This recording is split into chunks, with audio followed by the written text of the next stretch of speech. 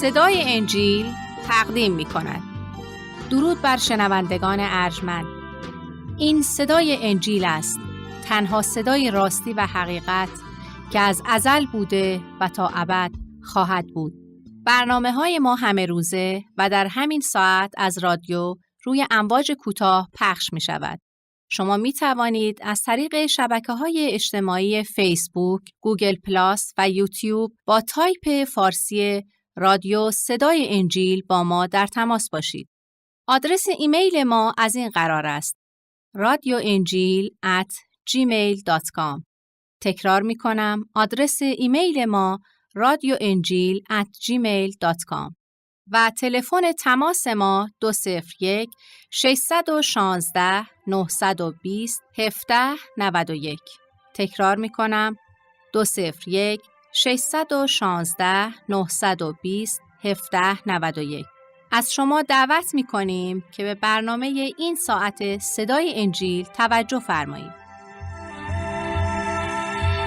زندگی و تعلیمات عیسی مسیح، اقتباس از انجیل مقدس به قلم حضرت لوقا. برنامه از صدای انجیل.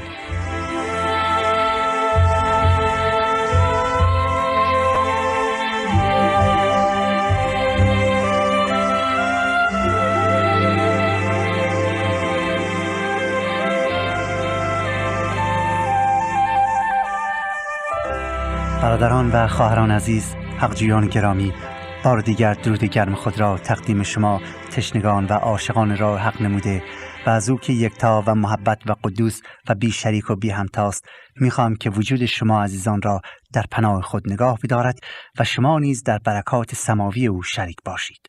در برنامه این ساعت توجه خود را به زندگی و تعلیمات عیسی مسیح نموده و از انجیل مقدس به قلم حضرت لوقا از فصل 11 آیات را مطالعه می‌کنیم و پیرامون کلمات به تفکر و تعمق می‌پردازیم. پس امیدوارم که در این ساعت افکار خود را از مشکلات و سختی‌های زندگی جدا کنید و تماماً معطوف به عالم معنویت نمایید تا با فکر آزاد و آرام بتوانید به عمق معنی آیات پی ببرید و فیض و رحمت خدا را شامل حال خود کنید. پس چه خوب است که با دعا برنامه خود را آغاز کرده و بگوییم: ای پدر ما که در آسمانی، نام تو مقدس باد، ملکوت تو بیاید، اراده تو چنان که در آسمان است بر زمین نیز کرده شود. نان کفاف ما را امروز به ما بده و قرضهای ما را ببخش چنان که ما نیز قرضداران خود را میبخشیم. ما را در آزمایش میاور، بلکه از شریر رهایی ده، زیرا قوت و ملکوت و جلال تا ابدالآباد از آن توست. آمین.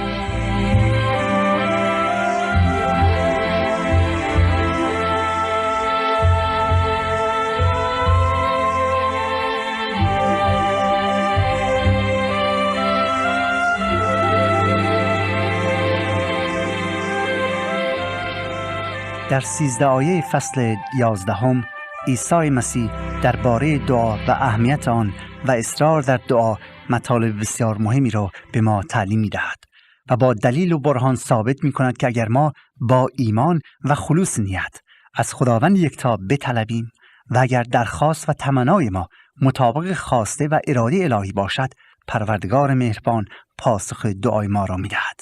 خلاصه تعلیماتش درباره دعا در این قسمت، یعنی در آیه 9 برای ما بیان شده است که می‌فرماید: سؤال کنید که به شما داده خواهد شد، بطلبید که خواهید یافت و بکوبید که برای شما باز کرده خواهد شد.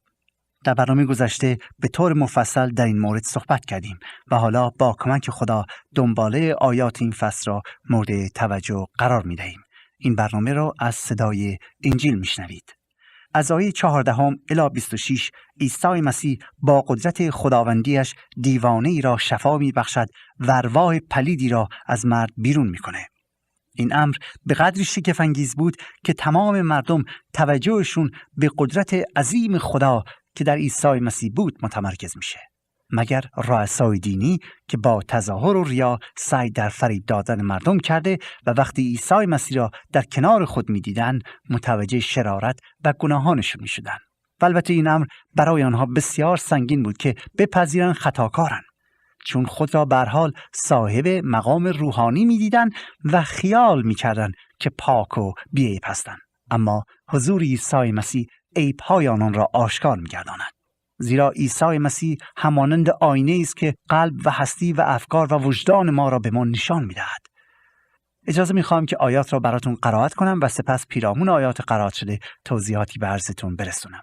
از ترجمه تفسیری این بار خدمتتون می‌خونم. می‌فرماید یک بار عیسی روح ناپاکی را از یک شخص لال بیرون کرد و زبان آن شخص باز شد.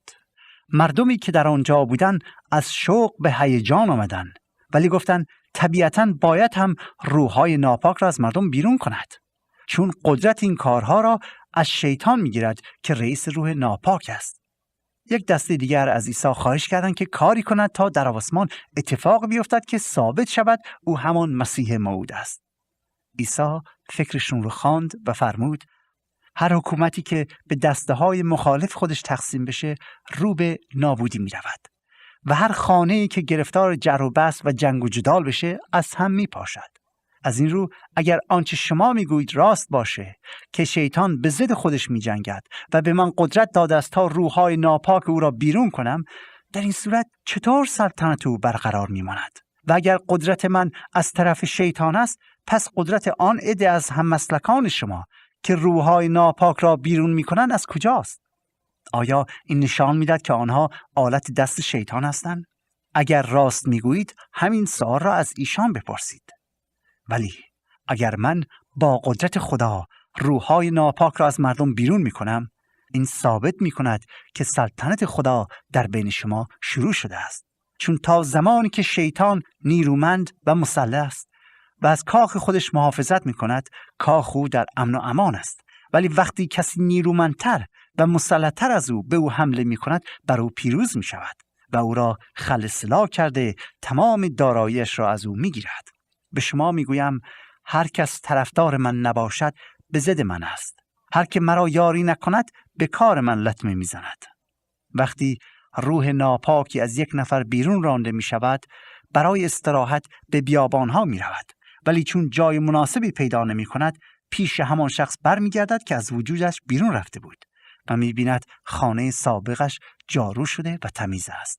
پس می‌رود و با 7 روح بدتر از خودش برمیگردد و همه داخل او می‌شوند و این بیچاره 7 بار بدتر از اول می‌شود. هنوز عیسی مشغول صحبت بود که زنی از میان جمعیت با صدای بلند گفت خوشا به حال آن مادری که تو را به دنیا آورد و به تو شیر داد. عیسی جواب داد بله، اما خوشبخت‌تر از مادر من کسی است که به کلام خدا گوش می‌دهد و به آن عمل می‌کند. دوستان عزیز، در این واقعه نکات حساسی است که نباید چشم بسته از آن گذشت. در آیه 14 متوجه می‌شویم که عیسی مسیح با قدرت خداییش روح پلید یک شخص بیچاره‌ای که لال شده بود بیرون می‌کنه و آن مرد مریض بود عاقل میشه و دوباره قوه تکلم یافتن را از خدا دریافت می‌کنه. مردم از این معجزه شگفت زده بودند، زیرا هرگز ندیده بودند که چنین نوع مرضی شفا یابد. ولی حالا در برابر چشمانشون عیسی مسیح رو می‌بینن که با کلامی او رو شفا می‌دهد. ولی می‌فرماید بعضی از ایشان، یعنی ملایان دینی که مخصوصاً برای مخالفت با عیسی مسیح از اورشلیم آمده بودند، چون نمی‌توانستند این معجزه عیسی مسیح رو انکار کنند و در ضمن نمی‌خواستند بگن که عیسی مسیح با قدرت خدا این معجزه رو انجام کرده، شروع به زمزمه کردن که بله، عیسی مسیح این معجزات را نه با قدرت خدا بلکه با قدرت اهریمن انجام می‌دهد. راستی چه تهمت ناروایی! چون حاضر نبودن اعتراف کنن که مسیح از جانب خدا این کارها رو میکنه، چون ضد مسیح بودن میگن که مسیح این کار رو با قدرت شیطان میکنه. آخه چطور امکان داره آن قدوس خدا، مکاشفه حق، ابن الله شریک اهریمن شود؟ ببینید که دوستان، تعصب چقدر انسان رو کور و نادان میکنه، چقدر انسان رو بدبخت میکنه. بلزبول اسم شیطان که رئیس ارواح پلید هم هست میباشه. حالا در آیه 16 اینطور استدلال میشه که آنها خیال میکردن مسیح سحر یا جادو کرده و نه معجزه. برای همین بود که میان پلو مسیح میگن ای مسیح یه معجزه در آسمان بکن. اما عیسی از این امر ابا میورزد و تقاضای سنگدلان و متعصبان را نمیپذیرد. مسیح تقاضای متعصبین را قبول نمیکنه. چرا؟ زیرا به خوبی واقف بود که دل آنها از سنگ خارا سخت‌تره و حتی وقتی از مردگان هم قیام کنه باز ایمان نخواهند آورد. فایده نداره. حتی اگه مسیح هم در آسمان معجزه کنه باز قبولش نخواهند کرد. چرا؟ چون دلشون سخته. تعصب چشمانشون کور کرده تا قدرت خدا را نبینن. در عوض با بیان مثلی جواب تقاضای آنها رو میده. با بیان مثلی به آنها ثابت میکنه که معجزاتش از جانب خداست. و عیسی مسیح بدون اینکه به خواسته های سخت‌دلان و بدون اینکه به خواسته های متعصبین تسلیم بشه، عملاً با آنها ثابت میکنه که او از قدرت خدا پره و فقط به وسیله قدرت خداست که این معجزات امکان پذیره.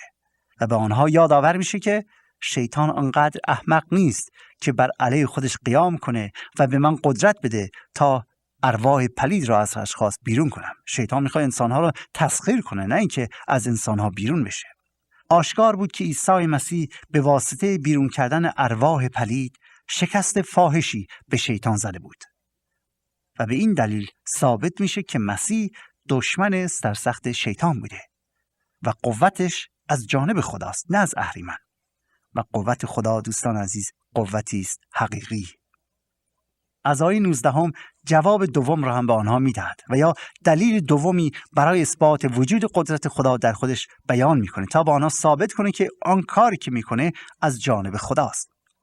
دوستان اگر ادعاهای آنها، یعنی ادعاهای فریسیان که میگفتن عیسی میتواند ارواح پلید را فقط به وسیله اتحاد با اهریمن بیرون کنند صحیح است، پس همان ادعا بر خود فریسیانی که میگفتن میتوانند ارواح پلید را با قدرت خدا بیرون کنند وارده.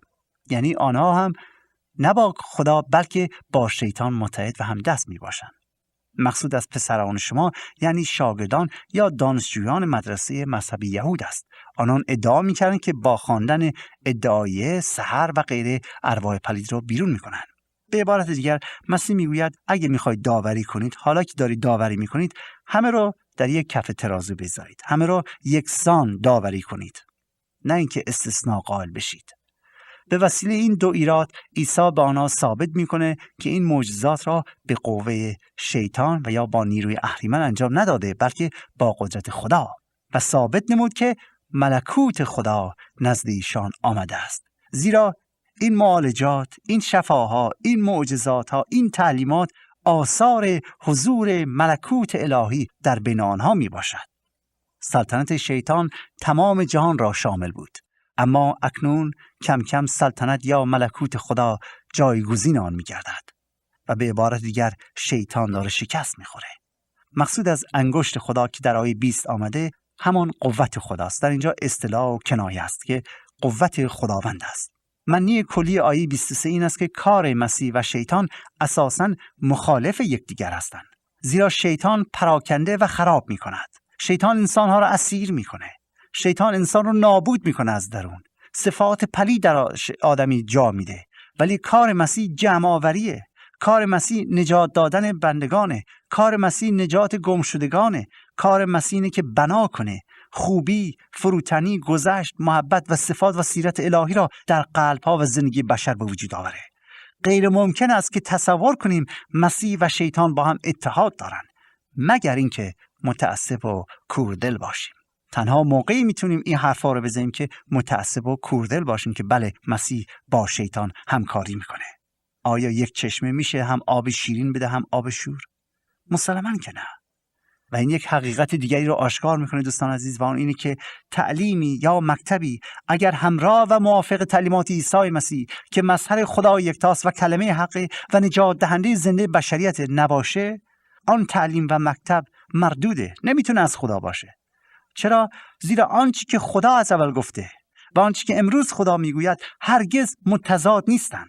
جای تأسف بعضیا خیال میکنن اگه خدا یک فرمانی داده، کلامی گفته، به مرور زمان کهنه میشه. دوستان اینطور نیست. خدا مثل بشر فکر نمیکنه. خدا مثل بشر صحبت نمیکنه. آنچه خدا میگوید ازلی، ابدی و غیر قابل تغییره، جاودانه است. جملات و اوامر خدا همانند کلمات انسانی نیست که به مرور زمان کهنه و مردود شوند. شایسته نیست که ما بگیم کلام خدا کهنه شده یا مربوط به 2000 سال پیش یا 4000 سال پیش. خیر، خدا خدای دانا و واقف بر همه امور است، گذشته و آینده و حال. دوستان عزیز، آن چی میگوید ازلی و ابدی. خدا واقفه بر این چیزها، در دست اوست آینده و گذشته و حال. آنچه خدا میگوید ازلی و ابدیه. جملات و اوامر و خواسته هایش مغایر هم نیستند. آنانی که ادعا میکنند که آنچه خدا در تورات و انجیل فرموده است کهنه شده است، هنوز در واقع خدا را نمیشناسند، کوته دل هستند، متعصبند، هنوز به مقام و قدرت و بینش الهی پی نبردند که او جاودان است و در این صورت کلماتش هم جاودان است. در آیه 24 عیسی مسیح مثل دیگری را برای ما بیان میکند تا موقعیت قوم یهود را بیان کنه. و چه بسا موقعیت بسیاری از انسان‌های امروزی می باشه. چه بسا موقعیت من و شما را نیز تشریح می کند. این مثل عقاید و معتقدات مردم آن زمان را راجع به ارواح پلید هم نشان می دهد. باز تکرار می کنم که عقاید مردم و نه عقاید مسیح را. پس لزومی نداره همه را حقیقت بدانیم. مردم اینطور فکر می کردن. حالا مسیح قوم را تشریح میکنه یا افکار آنها را در مثلی بیان میکنه. در این مثل انسان کنایه از قوم یهود است و روح پلید عبارت از روح شرارت و مصیبتی است که در میان قوم ساکنه. بر اثر موعظه یحیای تعمید دهنده این روح پلید از قوم خارج شده بود و به واسطه تعلیمات عیسی مسیح خانه قلب مردم پاک و مزین گردیده بود.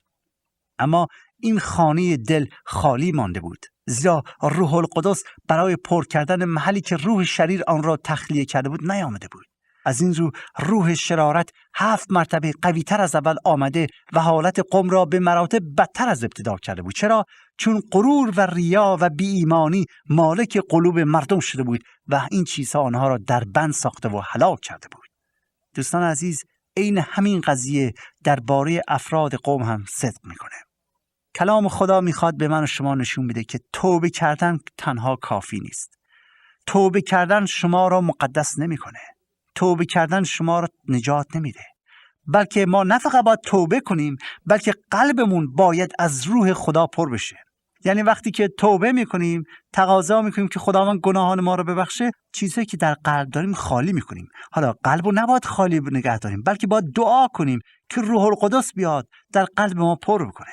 یعنی کارهای خوب، صفات شایسته الهی در قلب اون جایگزین بشه تا شرارت در آن دوباره جا نگیره. یعنی اگر خطا کردیم و با پشیمانی و ندامت اعتراف نمودیم و توبه کردیم، باید بعد از آن به کارهای نیکو مشغول شویم. باید از خداوند قدرت بطلبیم، نیرو و استقامت بخواهیم تا قلبمون از نیروی الهی و ایمان پر بشه و روح خدا خانه دلهایمان را پر کند. وگرنه خیالات فاسد اهریمنی دوباره میان و شخص را در گناهان بزرگتری و به مراتب بدتری گرفتار خواهد کرد. مقصود از 7 دیو به معنی تصرف کامله، زیرا عدد 7 سمبل کاملیت می باشه. به عبارت دیگه اگه قلب اون خالی باشه، شیطان میاد و زندگیمون رو قبضه میکنه.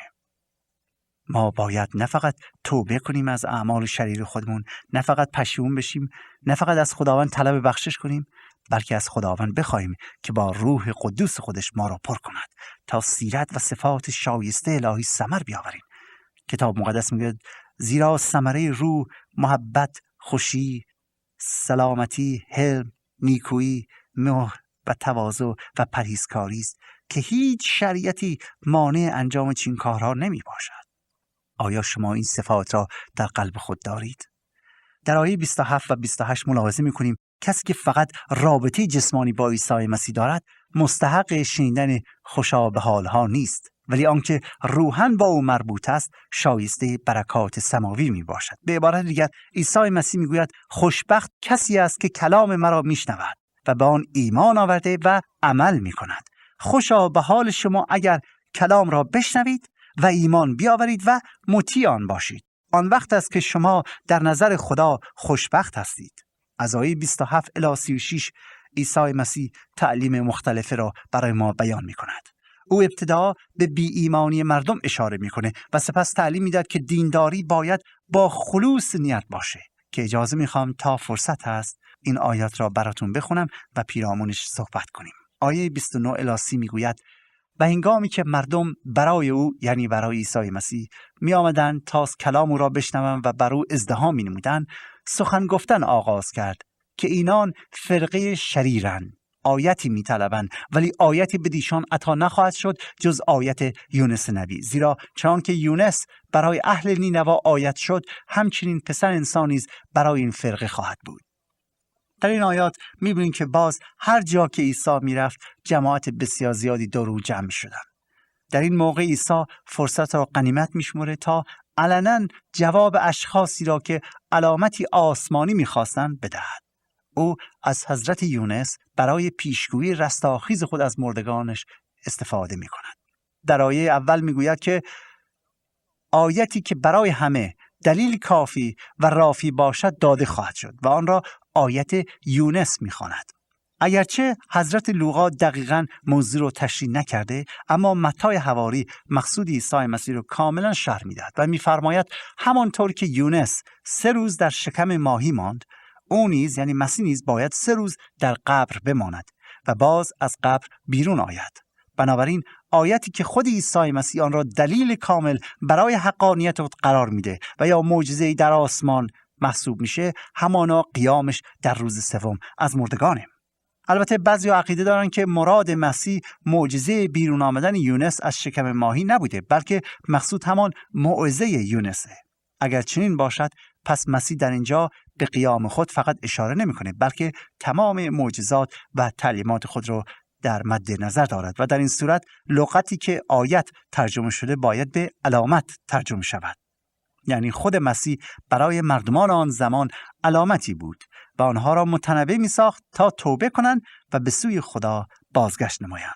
در ادامه سخنانش عیسی مسیح در آیه 31 و 32 می فرماید ملکه جنوب در روز داوری با مردم این فرقه برخاسته بر ایشان حکم خواهد کرد، زیرا که از اقصای زمین آمد تا حکمت سلیمان را بشنود و اینک در اینجا کسی بزرگتر از سلیمان است. مردم نینوا در روز داوری با این طبقه برخاسته بر ایشان حکم خواهند کرد، زیرا که به موضع یونس توبه کردند و اینک در اینجا کسی بزرگتر از یونس است. این دو آیه سخن از بی ایمانی یا بهتر بگویم سخن از سخت دلی قوم یهود را میرساند. مسیح آنها را شدیداً به خاطر تظاهر و نبودن ایمان باطنیشون محکوم میکنه. مقصود از ملکه جنوب همان ملکه سباست که ملکه یمن بود و برای دیدن و شنیدن حکمت سلیمان به اورشلیم میاد.